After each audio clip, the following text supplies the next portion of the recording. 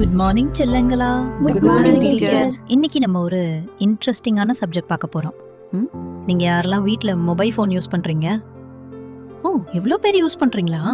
நீ என்னடா மொபைல்ல பாப்ப? நான் டெய்லி அப்பா போன்ல யூடியூப் பாப்பேன் டீச்சர். சோ நீங்க எல்லாம் வெளியில என்ன நடக்குது, தினசரி நாட்டு நடப்போல என்னென்னு கவனிக்கிறதுக்காக மொபைல் யூஸ் பண்றீங்க, கரெக்டா?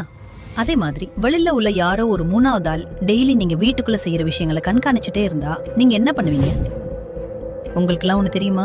சோஷியல் மீடியால தவறான நியூஸ் இல்லைனா ஃபோட்டோ ஷேர் பண்றது, பிக்சர் மார்ஃபிங் பண்றது, யாரோ ஒருத்தர் மாதிரி அவங்களுக்கு காமிச்சிக்கிட்டு ஃபேக் மெசேஜ் சென்ட் பண்றது, ரெகுலரா டீஸ் பண்ற மாதிரியான மீம்ஸ், மெசேஜஸ், ஃபோட்டோஸ், வீடியோஸ் அனுப்புறதுன்னு இது மாதிரி நிறைய மோசமான விஷயங்கள் வெளியில நடந்துகிட்டு இருக்கு.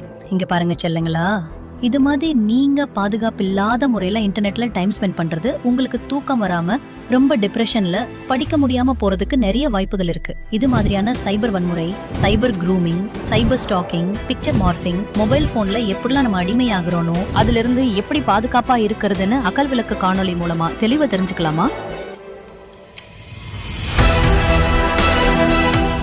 சைபர் வன்முறை ஆபாசமான அவதூறான வார்த்தைகள் அல்லது படங்களை யாரேனும் உங்களுக்கு அனுப்புவது, சமூக ஊடகங்களில் உங்களை பற்றி தவறான செய்தி அல்லது புகைப்படங்களை பகிர்வது, உங்கள் பெயரில் போலியான அக்கவுண்டுகளை உருவாக்கி தவறான தகவல்களை அதில் வெளியிடுவது, பரப்புவது, நீங்களே யாரையாவது அச்சுறுத்துவது அல்லது குற்றச்சாட்டுகளை பதிவிடுவது.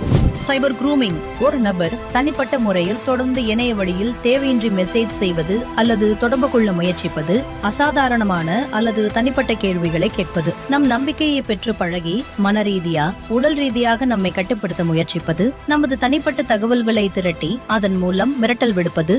சைபர் ஸ்டாக்கிங், விருப்பமில்லாத செய்திகள் அல்லது மின்னஞ்சல்கள் தொடர்ந்து அனுப்புவது, உங்கள் தனிப்பட்ட தகவல்களை மறைமுகமாகவோ நேரடியாகவோ கேட்பது, சமூக ஊடகங்களில் நம்மை பின்தொடர்வது அல்லது கண்காணிப்பது.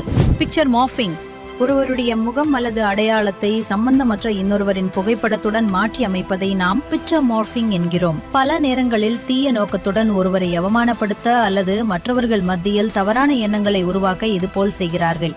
அலைபேசிக்கு அடிமையாதல், பொதுவாக அலைபேசியை அடிக்கடி பார்க்கும் பழக்கம், வாழ்க்கையின் அன்றாட பணிகள், பொறுப்புகளை பாதித்தல், தூக்க பிரச்சனைகள், பயன்பாட்டை கட்டுப்படுத்த முடியாமை, சமூக உறவுகளில் இடைவெளி, உடல் ஆரோக்கியம் சீர்கெடும் நிலை, போன் இல்லாத நேரங்களில் பதற்றமாதல், தனிப்பட்ட இலக்குகளில் முழுமையாக கவனம் செலுத்தாமை. செல்லுங்களா, இது மாதிரியான பல பிரச்சனைகள்ல இருந்து எப்படி நம்மளை பாதுகாத்துக்கணுங்கிறத பத்தி இந்த அகல் விளக்கு சிற்றேடு மூலமா நீங்க அவசியம் தெரிஞ்சுக்கணும்.